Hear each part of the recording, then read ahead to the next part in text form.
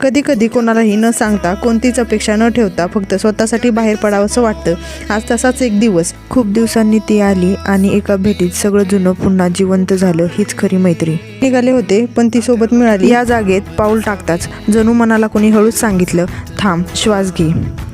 इथे प्रश्न असतात पण उत्तर शोधायची घाई नसते। स्वामींच्या मठात येताना मी काही मागायला आले नव्हते, मन हलकं व्हावं एवढंच। ज्या गोष्टी शब्दात सांगता येत नाही त्या इथे डोळ्यातून बाहेर पडतात आणि तरीही मन रिकामं नाही, शांत भरलेलं वाटतं। कधी कधी देव आपल्याला उत्तर देत नाही, तो फक्त आपल्याला बळ देतो आणि त्या बळावरच आपण परत आयुष्याकडे वळतो। थोडं मन शांत झालं, मग थोडं शॉपिंगसाठी गेलो, तिथे थोडा वेळ गेला। मग आम्ही जरा पुढे निघालो। गरज नसलेली पण मनाला हवी असलेली गोष्ट घेतली आणि मग आमचं जुनं कॉलेज। इतक्या आठवणी, हसणं, रडणं, स्वप्न, अपयश सगळं इथूनच शिकलो।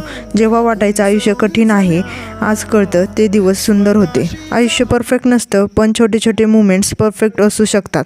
स्वतःसाठी वेळ काढा, कारण शेवटी तुम्ही स्वतःसोबत ठीक असणं खूप महत्त्वाचं आहे।